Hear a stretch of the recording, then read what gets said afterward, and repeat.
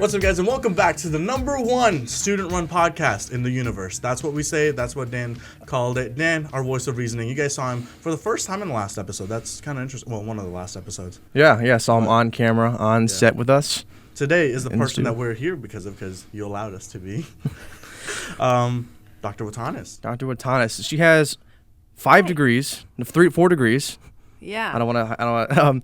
You have a bachelor's from Wilkes. You have a doctorate from Philip Merrill in Maryland, a master's from Carnegie Mellon, and a master's from Wilkes. Yeah. So that's already insane as it is. Yeah. We're going to school here, and I feel like I'm all burned out.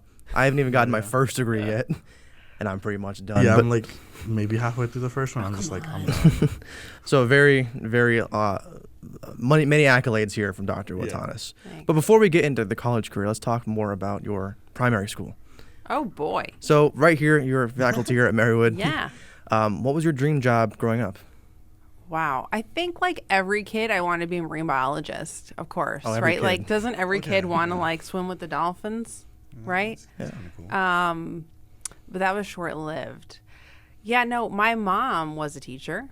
So I grew up with my mom, like before school, after school, helping her set up her classroom and do all those kinds of things. And so I don't know, I kind of decided early on that like teaching was something that I wanted to do, but I didn't know what I wanted to teach because I was kind of like a student of everything I loved, like every subject. I was super nerdy. Like I am super nerdy. So I decided, okay, this is so nerdy. How nerdy are we going? I mean, you already said marine biologist. That's kind of nerdy as it is. If it's like, I do nothing but play sports to like, I know everything about Star Wars. Let's go everything about Star Wars. So in the 9th grade, they would announce finally when you got to the high school, like your class rank, like where you were in your class, like first. They announced it to everyone. Like you got notified. I don't know, like if it was on your report card or what. So in 9th grade, I was #1. Wow. How about that? And I was like, huh. I was like at the #1 at the bottom of the list. That was me. So like the super nerd in me was like, yeah, I could like keep being #1. I'm going to keep being #1. Like it became this nerdy goal. Mm-hmm. And so I graduated #1. Oh. Wow. Congratulations. And in college too. Oh, my Lord. No. So you just continued it through. You kept. Super nerd. But in 9th grade, it was like when I found out that I was #1, it was sort of like I had this declaration that like I was going to get a PhD. Really? I knew at like, 15 years old that I'm going to go all the way through school. Wow. Okay, yeah. That's all I knew. I didn't know what I would study or what kind of degree I would get. But I had sort of declared it like it was like a prophecy for my life or something. Like I will get a PhD. Wow. And it was always. So you're in that time you're interested in teaching as well, or was that? Yeah. And then so all your degrees here, they're based more towards the writing side of things. Yeah. We have journalism, rhetoric, and creative writing. Yep. So it seems like you've definitely the ship has sailed on the marine biologist path. Yes. I mean, Yeah. those Yes. are very Unfortunately, different. I mean, Gonna make a comeback. You know, it's never too late, I always too say, to go back to school and do more learning. Well, that brings us right to a great point. You were teaching and you were going to school at the same exact time. I was. How was that combination of things? And on top of that, you're an advisor as well, so you're looking after these kids as well as teaching them. I started teaching in 2009, and I was not done with my PhD at that point. So I was done with all my coursework. So with the way PhD works is you do like 60-some credits of coursework, and then you have to do a proposal and then a dissertation, which is like this really big writing project, research project. So I was all the way done with the proposal and the research, and I just had to finish the writing and then defend the dissertation. So the way that works is like you write this really big long thing, you have a committee of faculty, they read it, and then you have to publicly present it like in front of them and like anyone else from the school who shows up. And then they like it's like this panel and they question you, try to poke holes in what you've done, and then the audience can do that too, which you like. It's sucky. Very, You very, a kinda lot of hope- pressure there. now. A You lot of kind of good. hope that the audience is just gonna be like just and then you have to go out of the room and like they deliberate. Wow. And then usually, I mean, if you're luckily, they come back and they say, "Congratulations, doctor." Oh, Right, yeah. that you've gotten your degree. So anyway, I was done with all of that except for the writing when I got a job at Wilkes, which is where I went to school. So I had this like whole like, I'm coming full circle. I'm going to teach down at Wilkes. It's going to be awesome. I loved my student experience there. But it's so interesting, you know, like being on the other side was a totally different experience. Nothing to say against Wilkes. It's just, it's not the student experience. Working, right, is not the student experience at all. I feel that whenever I come early to your class and I hold a cupcake and I teach the class about a cupcake each time. I know that really like just tells you so much about what I do, right? No, yeah. I mean, I was gonna ask, does that annoy you? I will No. stop if it does. I was like, this is a little bit of comedic relief. But what I did want to ask is, you're very quick with emails. Like whenever like I mean, in my personal experience, like when like early in the semester I needed help with classes, I emailed you at like 8 a.m. I had a response by 9 or 10, and then you helped me get through that process really quickly. And even when I needed the form signed for the credits, you had that done like within a couple hours. How are you so quick with everything? How's the time management looking? Well, it's called not having good work-life balance, number one. Right? Too much work, not enough life. No, I get my emails on my phone. So, like, if I have a second and I can answer right then and there, I usually will try to take care of it because I feel like if I let things go, then I forget about them.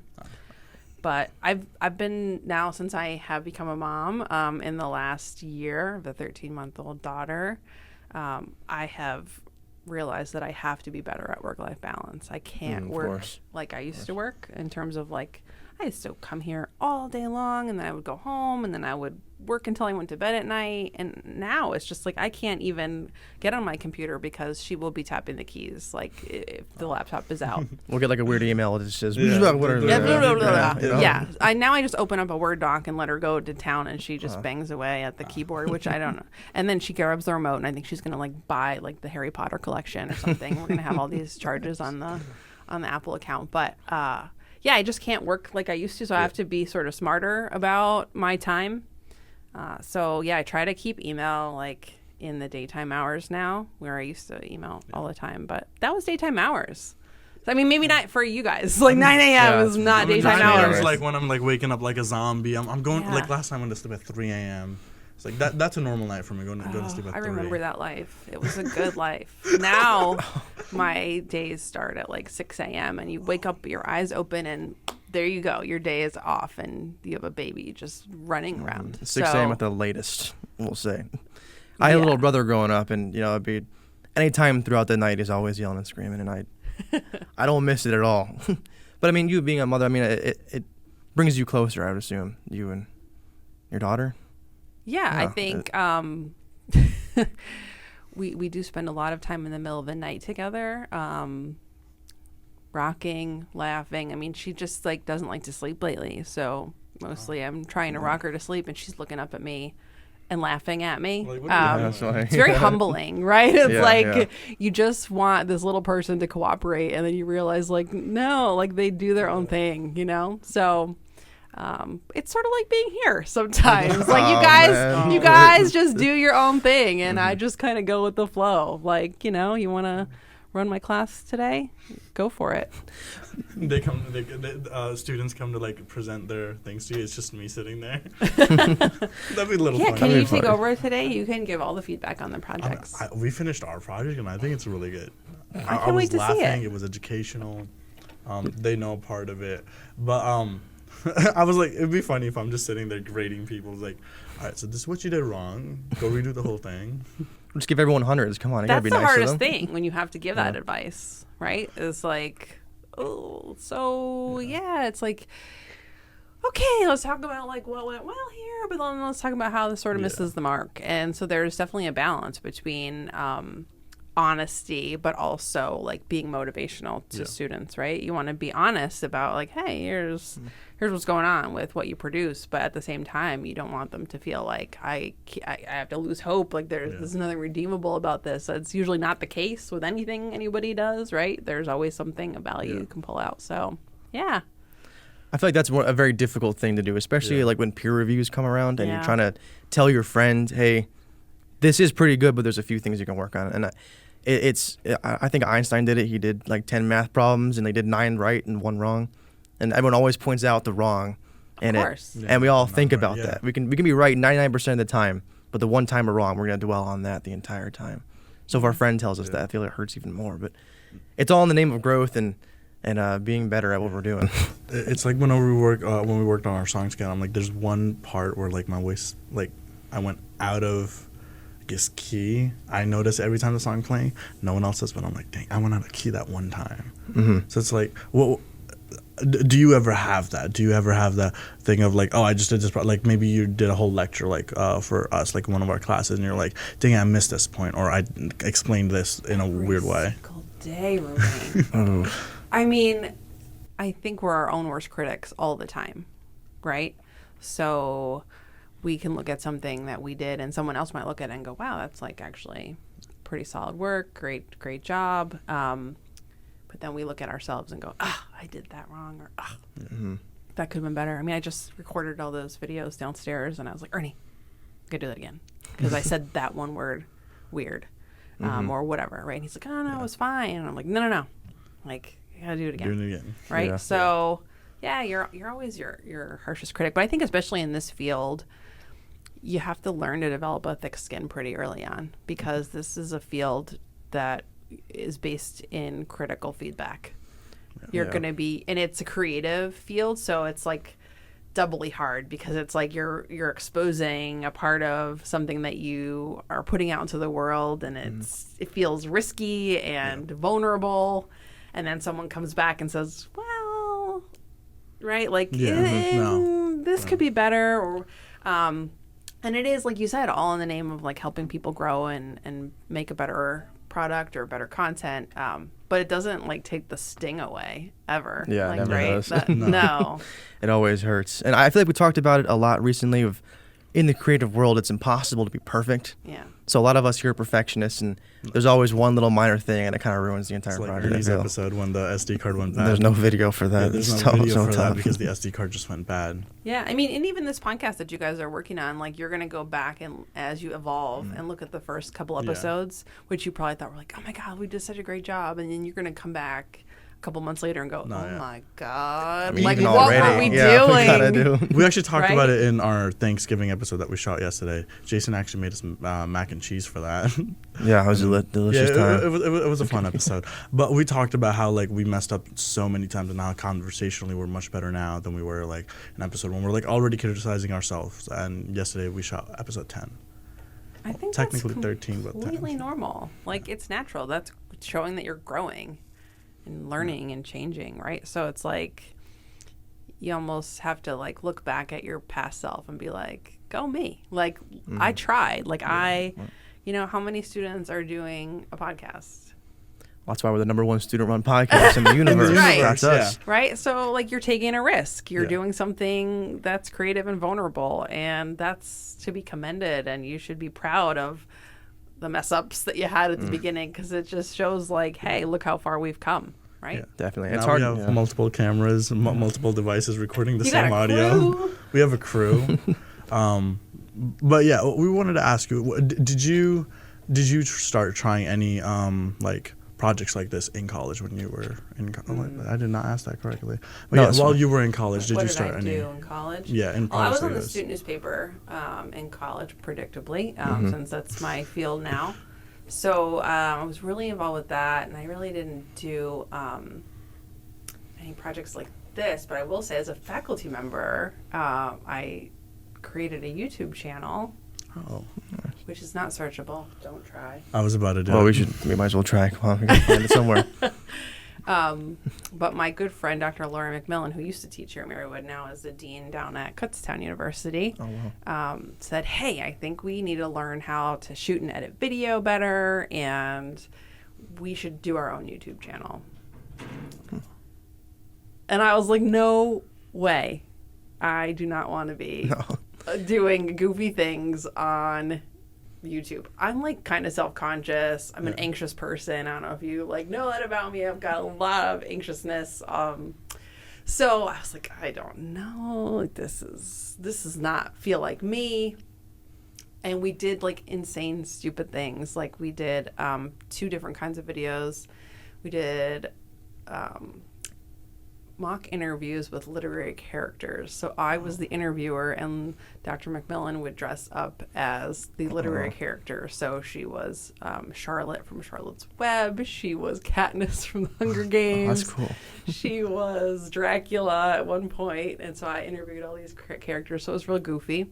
And then we would also do like spoofy, funny videos about faculty life. So like how we grade student papers. We had like a segment where we would sit at the top of the stairs and just like throw them down, and like wherever they landed on the step, that was the grade that they got. Sometimes it seems that way, right? Yeah. So we did 52 videos that we put out on our channel. So that was a several year long project. And I could look back at that and go, the beginning ones were so crappy. And then like we got so much better at it as we went along. So it took me a little longer to do sort of a weird, vulnerable, creative project like that. But yeah. I think it feels really good once you put it out there too. Like you put all your work into these videos, and then you see it come to fruition. You see it from step 1, and then you see it through to its conclusion. Yeah, and I think you don't realize how much time and effort and dedication it takes to do something creative when you just have the idea. And I'm sure you guys are experiencing that now. Like, if you want something to really take off, you've got to, like, throw yourself 110% into it. And it's hard to do when, like, for us, we were working full-time, and this is, like, a side project that we were trying to do. And I think most creative people are doing creative things on the side, right? That's sort of how you live a creative life, because until you make it, it's hard to pay the bills with creativity like that, right? So you really have to be passionate about what you're doing and make the time in your life, because there's lots of things that are going to compete for your time, especially once you leave college and you have a job or you have a family. And so you have to prioritize. That work-life balance that we talked about before. Yeah. I feel like just in that, you just like motivated us to do like a lot more with this, just in saying that. Because I do see like you said, we'll see progress and all that stuff. And it's just like at the start of the semester, like it took us a few weeks, 3, 4, 5 weeks About to a even month. just like get everything rolling. And after that 5-week mark, like the first week, we're like, okay, we're gonna record. We don't have one cable, and because of that one cable, we didn't record, so it was postponed for like another week. And but like stuff like that, there was a lot of like hindrances, but like we legit had to throw ourselves into it. Yeah. But it took us a while to learn that. And I think a lot of people don't start because there's one thing standing in the way, right? Like, we don't have this one cable, or we don't have this one crew, or we only have this amount of time. And it's like, just start. Just do it. That's the big Just thing. start, Because right? once we started, the ball kind of kept rolling down, and we haven't stopped since. No, yeah. To be honest, yeah, Like, this week we recorded 3 episodes, and we've never recorded 3 episodes. It started with 1 episode a week, and then for the past few weeks, it's 2. been 2 episodes a week, And now it's like we recorded 3 episodes this week because we were like, okay, let's bang these episodes out. Let's get Mark Hill on the show. Let's get Dr. Wotanis. Let's do the Thanksgiving special. So. And I can see how you guys have evolved too. I mean, I remember when you first came into my doorway and were like, hey, be on our podcast. And I was like, what the heck is this about? Rubane was talking about that yesterday. He was like, Yeah, I went in He with a came better back pitch. and he pitched me. I was like, no, you need to come back when you have a stronger pitch. I need to know that you know what you're doing, right? And that's half of it too. Like, sometimes at the beginning of creative projects, you don't even know what you're doing yet until you get going. and I think while I was in a podcasting class at my previous school, Lackawanna, and I wouldn't say prepared me for this because it was all during COVID and quarantine times. So it was just a one-man podcast. I just sat there and talked to the camera the entire time.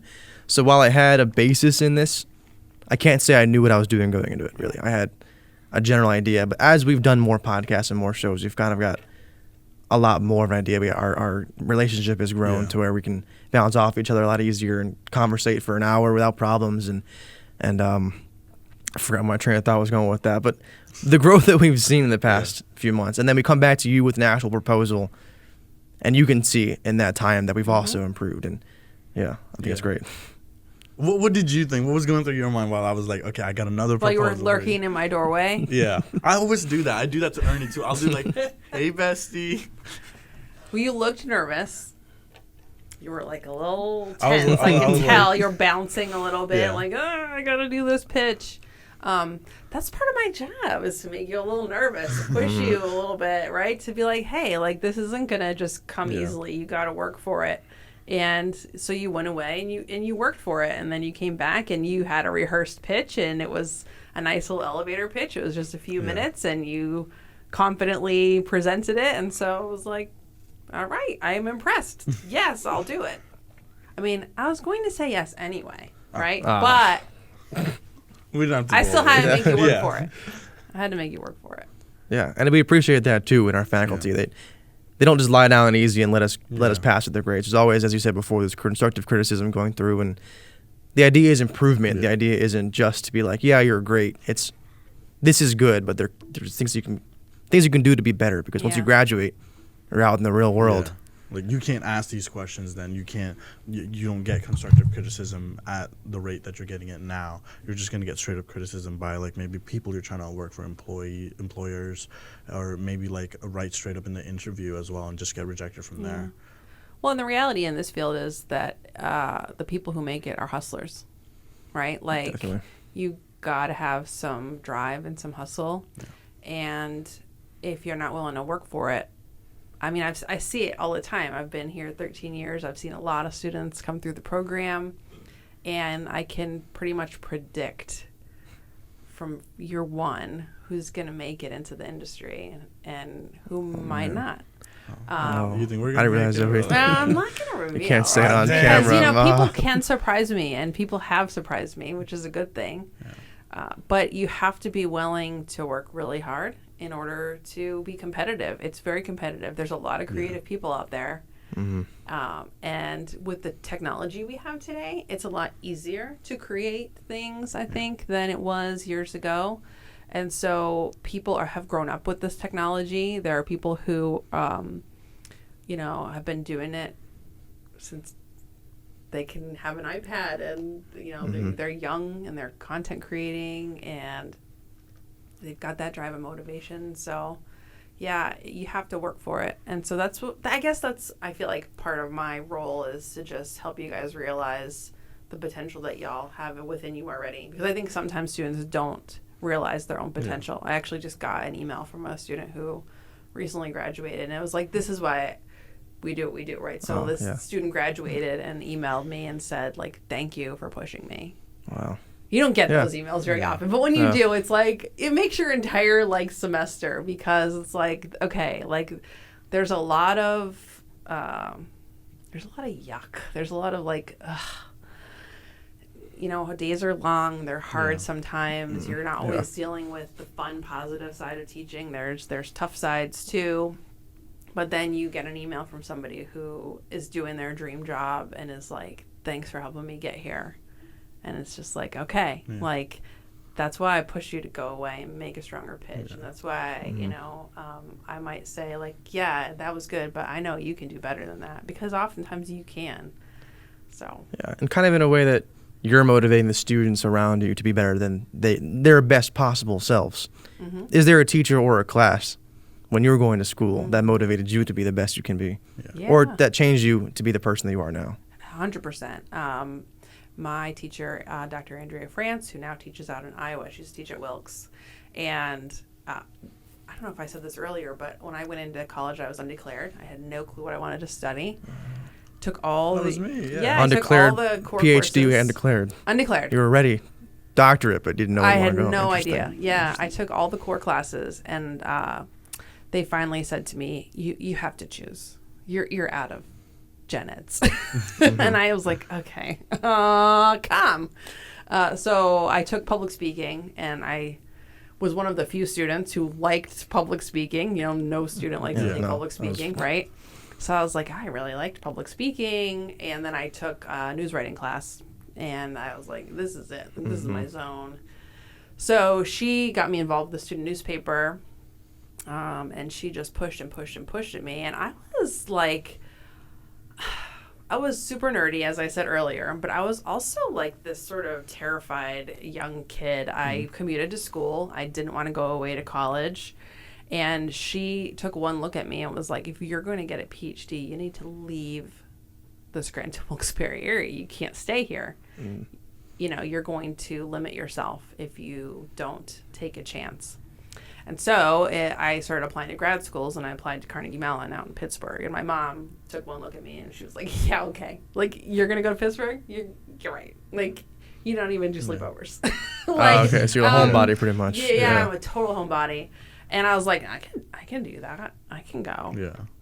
And so I got accepted. And because of my teacher, Andrea, she's like, you got to go. She push. Let me help you. She helped write me letters. And so I went. And I pretty much probably cried like the entire first semester. Like, I hate this. I'm lonely. I knew no one. Like, I was just 21 years old in Pittsburgh, completely alone. I knew no one except the people I met in my classes. I lived in an apartment by myself. Off campus, and so it was really a lonely experience. And so finally, I think it was probably like November, and I'm on the phone with my mom crying, like, I hate this. And she goes, well, fine, just quit already. Oh. And I was like, oh, wait a minute. You're I was like, not what? No, that's not happening. No. Like, I don't quit things. No. Yeah. And like that, I don't know if she did that on purpose. Like, if she just She knew probably that had to was know what that. it was going to take to, like, put a little spark or fire up under my butt. But I was like, yeah, I don't quit things. No.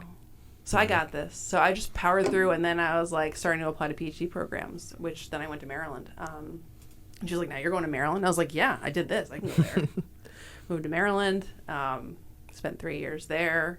So, yeah, if it wasn't for my teacher, Andrea, I would probably not be sitting here with you today. Wow, that's pretty insane. I couldn't imagine any other faculty here at Marywood, honestly. It's great. I understand that because, like, I was originally going to go to a college locally. I got, like, a full ride there, I think.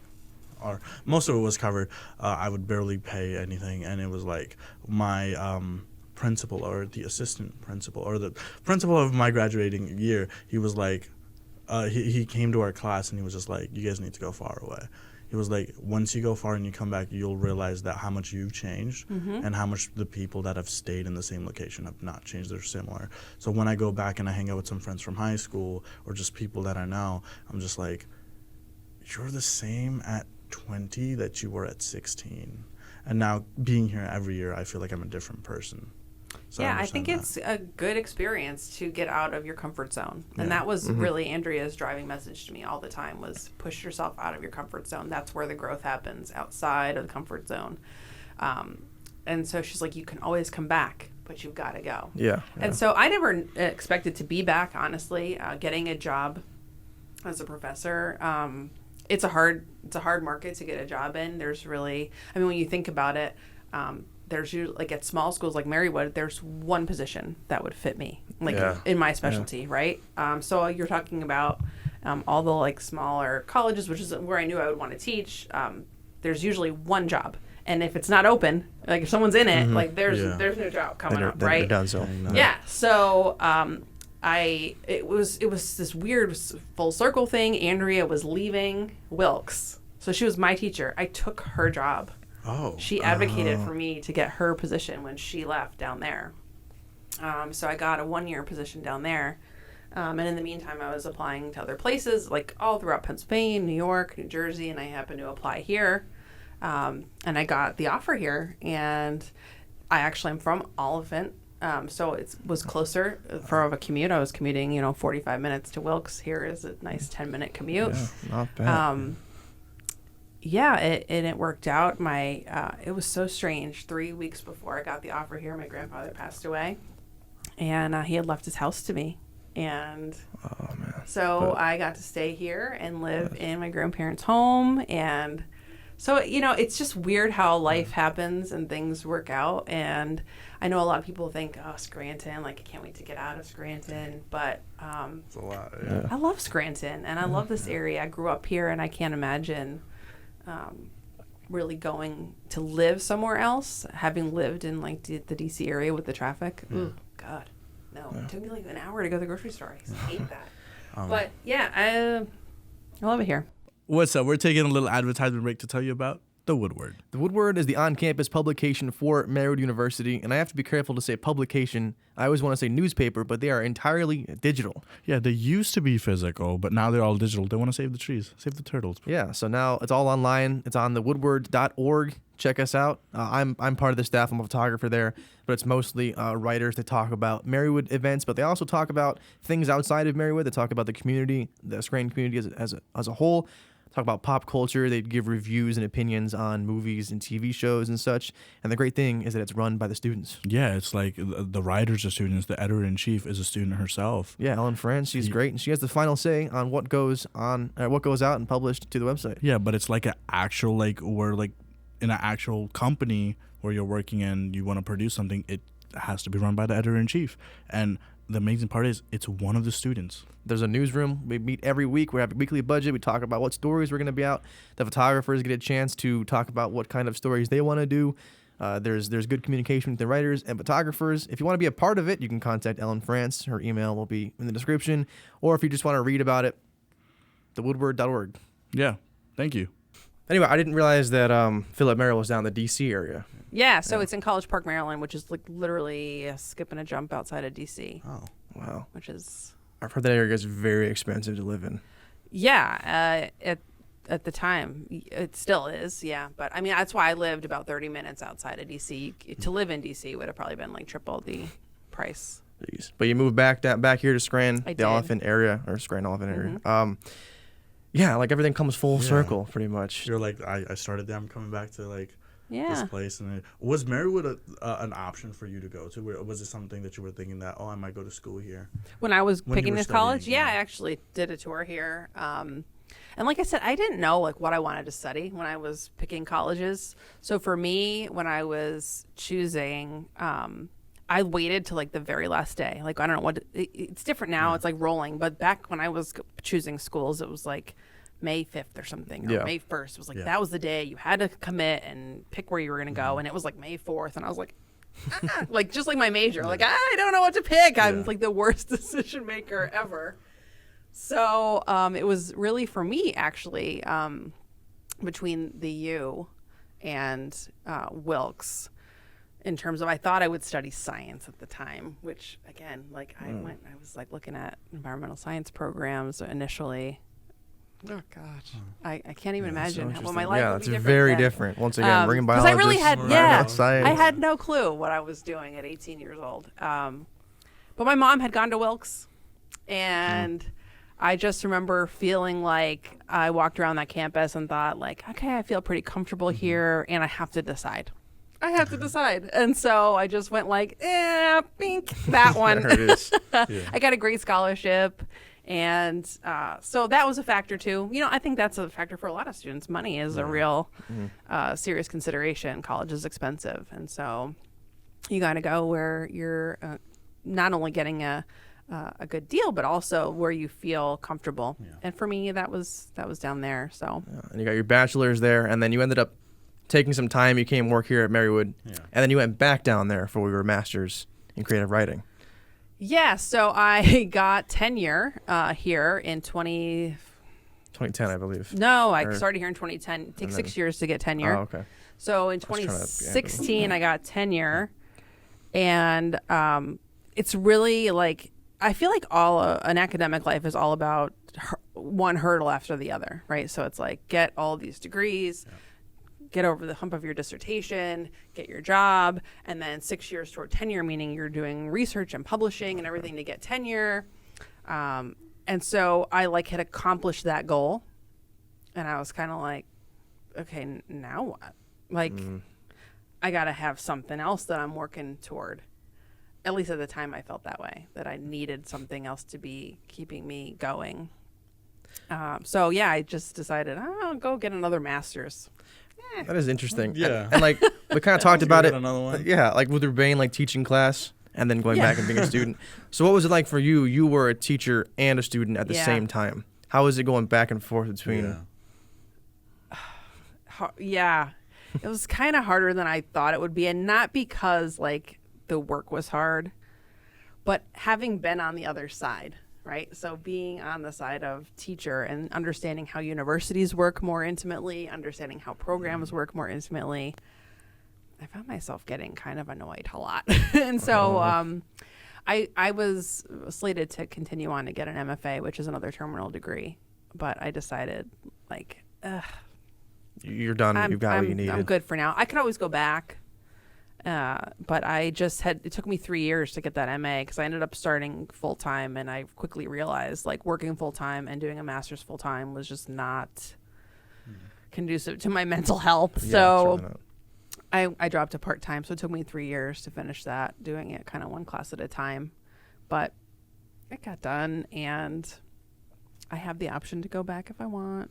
Ooh, do you think you ever will? No. No, I mean, never say never. Yeah, Ever. maybe you're like, you know what? I want to be a marine biologist. You go for that. Yeah, no, I think if I went back, I'd probably like want to go to law school. Law school. Okay. So we have like 4 totally different, Yeah. like environmental science and marine biology, kind of the same. Yeah. I feel like Writing that's a lifetime and then ago, law yeah. school. Yeah.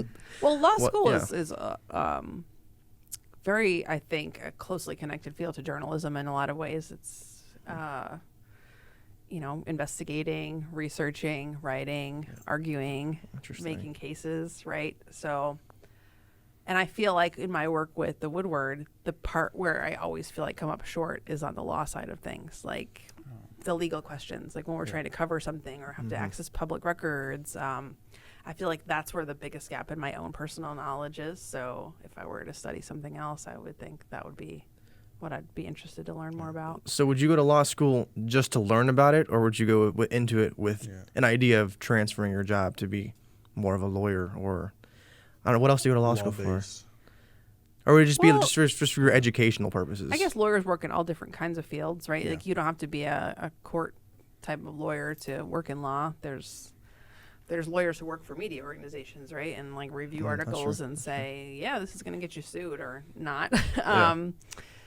No, I don't see myself transitioning away from teaching. I don't think, but again, I never Yeah, say never say never. never, Never say never. That's very interesting. I mean, according to this, there's 32 different type of jobs you could get Really? as a As a law lawyer. school student. Yeah. 3 years though. That's a 3-year commitment, and I probably Yeah. wouldn't be able to do it full time. So it'd probably take me a really long time. And And you're already set here pretty much. You've been here 12 years, coming on 13 years. And that kind of brings the question. So you were here before the new library was built. yes, I was in the old You saw what it looks like. library. We were talking about Mark with that too. Yeah. The differences in the old Mark said building it and the was new a dungeon. building. Yeah, well, Mark was a student here at the time, right? Yeah. Like in, what was it, 80? 80s, yeah. Yeah. So being that you've taught here for 12, almost 13 years, is there a big change that you've seen that was maybe a surprise, or just the most important change you've seen in the comm department? Well, certainly we are in much better facilities than we were when I first started. I mean, Ernie's office used to flood because it was like in a garage type of setting, and regularly, if it was like a hard rain, we'd be like, "Jump ship, Ernie! You're gonna funny. float away." Yeah. So that wasn't good. And the control room in the TV studio was like a closet, and so like if you, to teach in there, it was like people were like, craning their necks to see the equipment and everything. So, and we had actual sets then, which I think that was kind of neat, having actual sets. I like the virtual sets now that we have, but it's also kind of cool to have experience with actual sets. Definitely. But what's the biggest change? Maybe the most important that you've seen Yeah. that's impacted the students the most, or even your The teaching faculty, yeah. ability. Yeah. Yeah, I mean, certainly I think the facility is huge. We couldn't continue in that old facility and prepare you guys for the kind of jobs you'd be needing to get. So we're super grateful to have this space. And I think it also certainly makes us more attractive to prospective students when they come in and they come on a tour, and we can take them down to the TV station, and they're like, whoa, like this is so cool. And we're like, yeah, we know it is so cool. So that's really neat to like see people get excited about like the idea of spending time and working in that space. And, even like the fact that you guys can set up and do a podcast Yeah. in our different classroom spaces. We have the flexibility that we can, if you think it up, we could probably do it. Yeah, which that's I think great, is really one of the hallmarks of our program that I've seen over the time I've been here. That students have ideas, and if we can support it, we want to. Like, that's our goal. We don't want to be like, no, you can't do that. Yeah. We want to be like, yes, we can do that, and let's help you do it. So we've had all kinds of shows and things over the years, which is awesome. And that's what we talk about too on the podcast, is how willing all the staff and faculty is and open to our ideas and our creative endeavors. Especially here at the comms department, where it's like, because I've heard some of the other students being like, "Oh, I hate this teacher, I hate that teacher," but they're in different majors. I promise. the best major. None of them are We're not comms, biased. but they're like, "Oh, I hate this thing, I hate that thing." But we're like, I don't hate any of my teachers. They're all so fun. Like, we're able to have communication with you inside and outside the classroom. Like, yesterday we were like messing around with Ernie. Like, Ernie was scaring me in the hallways because I was walking around and I didn't see him. And then after that, it was just like a whole like 30-minute like montage of like students, and like it was Ernie. Kim was also there. It was just us making jokes and stuff. I don't think many other like places do that. Like, many other faculty are that close with the students where we're able to have that connection of, oh, this is my mentor and my teacher that I could go to at any time, and I feel free about that. Yeah. We love to hear you say that, obviously. And I think that is a hallmark of comm programs in general. So, this isn't a major where you go to class and you go home. Yeah. This is a major where you go to class and then you get excited about something, and then you take it outside of class and you do a project. And the thing is, we're excited about it too, usually, right? So we're like, yeah, we want to help you work on that project. So I think it's an expectation that comm faculty, we know that like creative work does not stay within the boundaries of a 50-minute class session, right? It needs to come outside of that, and that it needs support outside of that. And so, we couldn't produce the Woodward if I wasn't helping students with that after hours. We couldn't put on TV Marywood if we didn't have faculty who are willing to work outside of class to do those kinds of things. And that's like, that's not the norm in every major on campus. And so I think that's why we tend to feel kind of close and connected to each other. Students and faculty have pretty good relationships, and it's why our alums stay connected to us, because it does, like, we get invited to weddings and showers and baby showers, and I still call on one of my alums to do my family pictures now. Like, I'm like, hey, you do awesome work, and I miss you. Can you come take pictures of my baby for her first birthday? And like, I love that I'm able to call on people like that and stay connected to alums and students who I don't see as much anymore, but I know they're out there doing fun things. And if I needed them, I could call on them, and they know vice versa. They could call on us too. It's a very tight-knit group down here, I would say. I can't imagine like not being here every day. Yeah, it's so weird. It's weird, yeah. Even as I transferred here last semester, and by the first few weeks, I kind of felt like I was being brought into the whole community. And then starting my first full year here, it was like, I'm part of I've only been here for a few months, but I'm a part of the entire community down here. We have our own little basement here, so it's all like we're all down here all the time. And people don't know we're talking here. Like, we're like, unfortunately, we're like the best kept secret down here, right? People come down, they're like, wait, there's all this stuff down here, and it's like, yes. And that's the part of the podcast. That's what we're trying to. Yeah, that's what we're because Send us out there. Yeah. Into the world. Like, for me, it was like I knew this was down here because I took a virtual tour of this place. It was March 2020 during the Karen Cough. Is that what we're calling it, Dan? Yes. The human malware. The human malware that was going on during that time. Yeah, I remember that time. Yeah. It was March 2020. I was looking around, and I just go. I said it to my roommate, my current roommate. I go, Lewis, let's just look at free applications in Pennsylvania. Come across Marywood. Oh, virtual That's tour. how you found us, Yeah. Rubane? Yeah, a free application found in 5 minutes came across Marywood. Took a virtual campus tour, and I'm like, oh, this place is cool. Oh, there's a giant green screen. I do YouTube videos. I could use that, hopefully. And then he wanted to go into architecture. I was coming in as undecided. I just liked that we had a big green screen room downstairs. And I'm like, you know what? I'm doing it. And then we both applied here. And another big sale was that private bathrooms are here.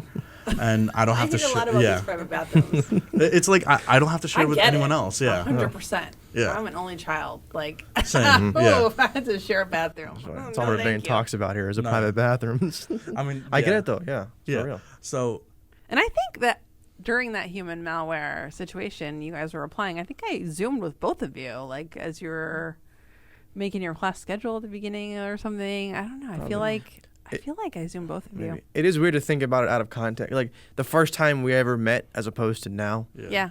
Like I just it's a weird rant. Like there was a mask on. yeah, mask on and being in class seeing your teacher the first time and then coming to know them more and enjoy their teaching style and the classes they're in and then looking back to how you viewed them the first time you saw them. It's very weird. Even like the first time I saw you, I was had like a camera in my hand. There was burnt popcorn. yeah, I'm like all There mad was at a you fire for tra- making me. There was fire trucks and stuff. But, Oh. so- That was far you? we come. I was saying, well, lived and then in we the get called to Woodlands. it. We had to go down there. My neighbors burnt popcorn, and of course, me being a That's a frequent occurrence around here. Gen Toast, Zer, popcorn. yeah, I had a camera with a mic mounted on top of it. And I was just recording everything. I feel like we need a class in dorm cooking 101. Oh, I think we definitely should. Yeah, we should. Yeah. Too many little fires, a little smoke detector, you know. Didn't somebody burn like a grilled cheese like a couple of days ago or something? I don't know. They burn everything here. They burn their hair. They burn whatever they can. I think they're trying at this point. I think they don't like us and they're trying to get us down. I burned something down in Lagring a few years ago. Oh, damn. It's so a- bad that fire trucks had to come. Oh my lord. Someone in Virginia left the oven on. Oh Like, my our RA lord. was like, guys, you can't leave the oven on. Can you Obviously. Oh, You think that people would know this going into school, but that's what But- school's for, well, right? yeah, To educate you, right? Yeah, You do learn. stupid I things don't you know. learn. How old am I? I'm still the best cook. So Fair enough. Yeah. But it's weird. There was a lot we learned about you that we didn't yeah? know. Yeah, and here's the I'm big- like an onion. You got to peel Yeah. back the layers. Yeah. Do you watch Star Wars now? That's the big thing. I've never watched Star Wars in my entire. She's a self-proclaimed nerd, but doesn't know Life. anything about Star There- Wars. I have So, also never watched The Lord of the Rings Dan knows what's coming. or I know what's coming. Harry Potter. We need one of these in every episode. Like, to everyone out there, you gotta watch Star Wars and all the other stuff. You gotta watch Harry Potter. You gotta know what house you're part of. Gryffindor for life. Slytherin at sometimes. Depends on how I'm feeling. Red lightsaber comes out sometimes, but other times, Mace Windu purple. Here we go. But go watch your nerdy stuff, people. Oh, Miss Windu. Maybe I can't call myself a nerd then. No. No, we just have a Rubane rants every episode. And So that it's like- was it. Yeah. Oh. So I saw the opportunity. I looked at Dan. Dan looked at me, and I was like, the camera zoomed in. Let's do it. I know when to adjust the audio. We're all that's ready. when Yeah. he goes all the way down from my mic. But no, There it we go. started in like what, episode 5? No, episode 7 is when the rants started. And now they're just in every episode. Part of his character I'm trait. sorry. Yeah. I'm happy that I could inspire the rant Yeah. Thank you very much. with my lack of Star Wars watching. No, it was It because you were saying you were a big nerd. So I was like, oh, or is it nerdy in I terms know. of I just guess I'm studying? not the right kind of nerd. Yeah. I don't know. No, you're the, 'Cause- the bad nerd. Come on. I'm a The bad bad nerd. Seriously. Unacceptable. The lower nerd. spectrum. Like, Come on. for me, it's like for like you said, you went and did like you were talking about. Oh, you don't know much about law. Maybe you might do a law degree. It was like I don't know much about cameras, and like I've been thinking it's in the back of my head like a photography minor, because it's like we use cameras all the time. But if you were to give me that, all I could do is take a mediocre photo, which would be better than a person that uses a cell phone, but nothing compared to what Jason does. So I'm like, maybe I want to do a photography minor. So like now I'm looking You into should cameras. do it. I'm gonna you know what? I'm doing a photography minor. Let's There we do go. it. On Yeah. camera, announced. On camera, it's announced. If I don't do it, I'll sign the form. yeah. There we go. Yeah. No, yeah, because I've been talking to Jason and Kim about like getting a camera, and like I got her point of view on some cameras, and I got Jason's, and I'm like, I think I'm gonna pull the plug and get a camera tomorrow, and like start working on that stuff, and like because a photography minor goes well with my degree. I think this is just turning into an advert, like one of our meetings that we have. But no, yes, yeah, this is an advising session for There we Rubane. go. Yeah. that's what it was. That's how it started. This was all planned. No, but yeah, like when you were saying that, I'm like, I relate to that. I feel like a lot of things that you said I relate to, and I'm like, that's what we kind of want the podcast to be, for like many students to watch and be like, I think I relate to my teacher a lot more now. So, yeah. Yeah, it's fun. Like, you probably didn't know I was a super anxious nerd. Yeah. I try to like know. hide that, right? Like, I don't show my nerdy anxiousness. But it's I try good not to yeah, it's good to like open up about that, so then No, we can yeah. look at you more as a person and not just as our teacher Yeah. with an iron fist. Yeah, I actually don't sleep here. I have a home. I go to it every day. I'm actually surprised whenever I'm down here, I always know this is Dr. Wotanis' office, this is Kim's, this is Ernie's, and if one of you are not here, I'm like panicking. I'm like, what's happening? Yeah, But, we're yeah. probably at our home with our family, That's so weird. That weird like you concept. guys do when you leave here. No, we're like sometimes we're here till 2 a.m. Like I think the first meeting that Eric was a part of for the podcast, I was coming down here to meet Jason at 11 p.m. and then I just saw Eric in Eric's room. I mean, the editing suite. Everyone calls it. Kyle That's pretty has his much own his. room, right? And Eric has his. Yeah. And And now we have our own room. Yeah. Yeah. You guys have This- a big room. There we go.